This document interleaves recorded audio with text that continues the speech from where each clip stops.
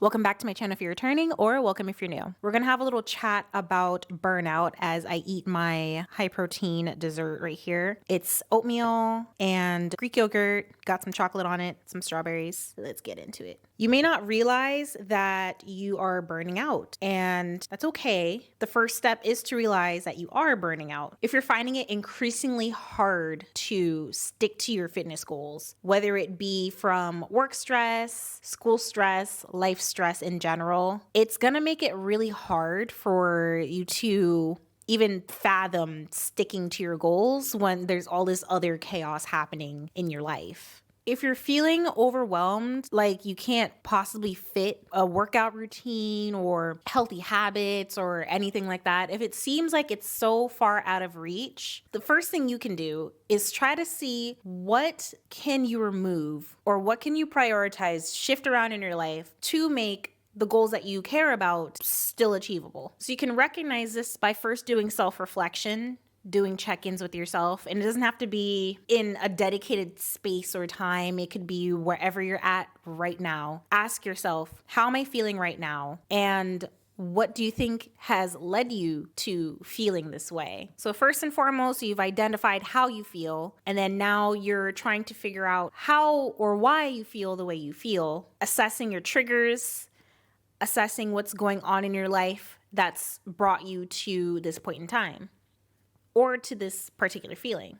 Okay, so this is the most important step too. Figuring out your triggers is going to be what will help you create your game plan for getting around your triggers. Is it work related? If so, do you got some PTO days you can put in place to help reset yourself? It's time to use those. If not, is it possible for you to put yourself in a situation or in a place where you're able to take care of yourself? For instance, I switched from working in person in an office setting to working at home, and that has greatly improved my quality of life because I have better control of my work schedule and my home schedule because I'm not dedicating my life to commutes or being away from the house and home when it's time for lunch. I have all my meal preps right here and I don't have to go off the rail if I forget to cook or things like that because all my stuff is here and whatnot. So little things like that, for instance. How can you put yourself in a situation that will make you better achieve your goals or make it more attainable? At least bring down some friction to what you really value. Self-care is non-negotiable. All types of self-care, whether it be using your PTO time and just taking off time to just even stare at a wall if you need to. Your brain needs to decompress. Shutting off your phone before you go to sleep. Making sure that you have good quality sleep on top of that too. Recovering from exercise so that you're not super sore, or doing things that help clear your mind, like going on a walk, just expending some of that built up anxiety or anger or any of those feelings that you might feel inside that's just weighing you down. Getting out there, getting outside, getting in nature can help too. Or if you're cooped up indoors in a more weather unfriendly area, even getting to a gym, doing a treadmill walk, or if you're at home, getting a walking pad can even do the job too. Meditation is great. Yoga is great as well. Things that help bring your mind back to your body and realign yourself, all of those are great. Okay, so once you've identified how you're feeling, you've now identified your triggers. You're now starting to get the gears moving on how you can place in those strategies or things that can help change how you react to those stressors as well. The next step is to be realistic with yourself. Now, you could do everything and then some to try to make your fitness goals a priority, your nutrition goals a priority and whatnot. But if you do not set yourself up for success, then it's going to make it harder than it needs to be able to stay on track and make those goals possible. A great example, whenever I am super stressed, I have a sweet tooth, but I don't necessarily want to go and eat a crumble cookie every single time I feel stressed, right?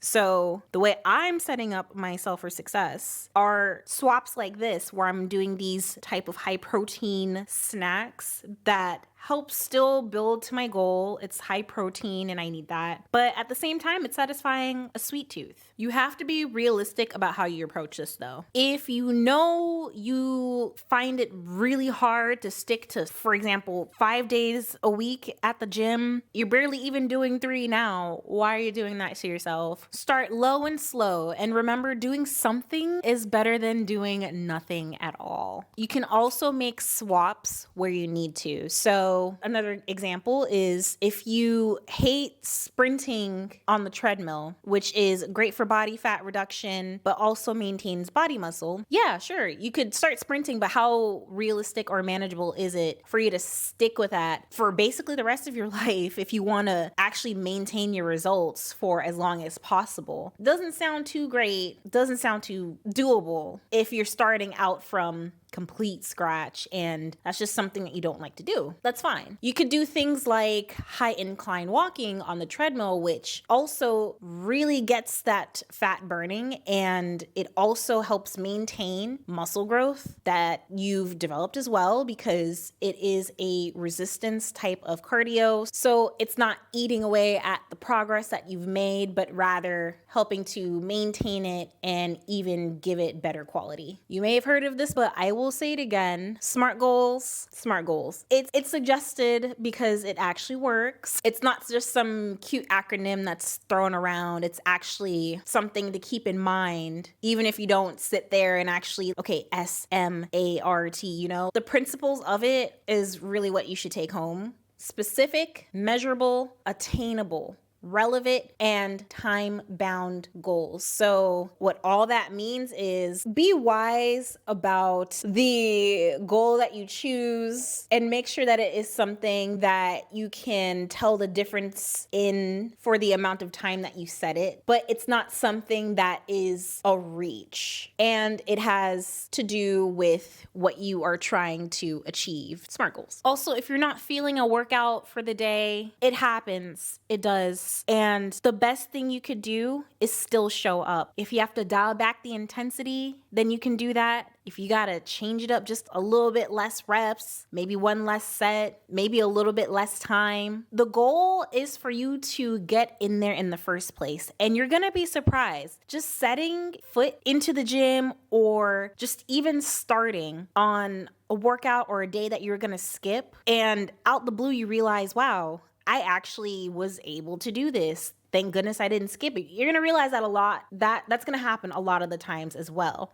So with that in mind, always go in with the intention of, okay, at least I'm here. Okay, at least I can do the bare minimum, but you can surprise yourself. Sometimes it'd be a mental block. Just getting in there and doing what you need to do is just a mental block. Or if you are in a particular season of your life where the workout that you're doing just really can't apply to you anymore, that's okay too. If you're someone that is working often and be able to get a walking pad and that would work better than going to the treadmill at the gym, then do that. You got to find what works for your current situation and realize that your current situation is not going to be the situation every single time, and that's totally going to be fine too. The most important part is that you've done at least something and you haven't given up completely on what you were trying to achieve, or at least make the bare minimum deposits for what you need. Remember to keep in mind that exercise, while it can help with physical goals, it can also help you achieve mental clarity and mental health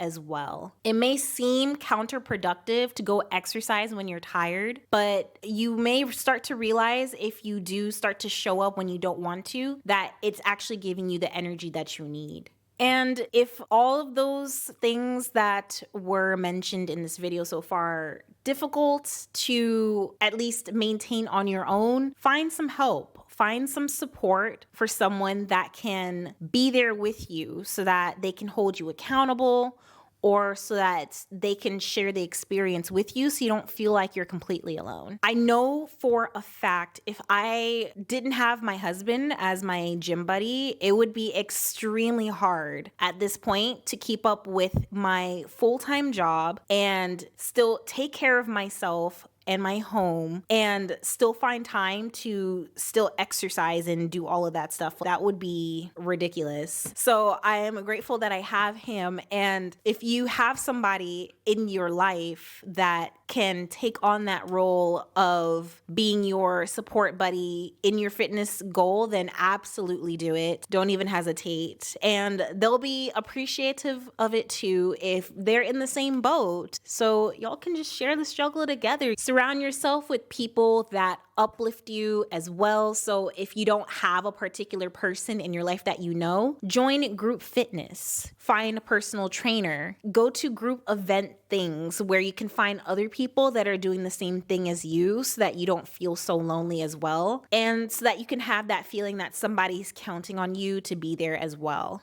Okay, and the last tip, which I kind of touched upon, but I'm just gonna make sure I reiterate, embrace flexibility. Life is ever changing, so you gotta be ever changing. If you're able to embrace bending to the ebb and flow of things that can come up in your life, because every day can't be promised to be a perfect day and the perfect scenario for you to be able to go get the goals that you wanna get and be able to stay motivated and things like that. Like staying motivated, that's a myth, that's a lie. Your ability to show up when you don't want to is what's actually going to get you to where you need to get to. Progress is progress, no matter how small it is. Just keep in mind, something is better than nothing, okay?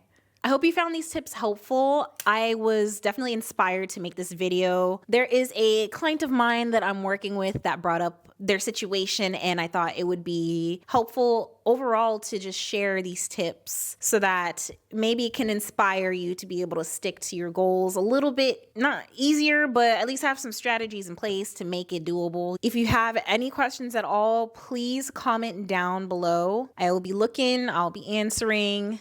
Don't forget to like this video, and I will see you in the next one. Bye.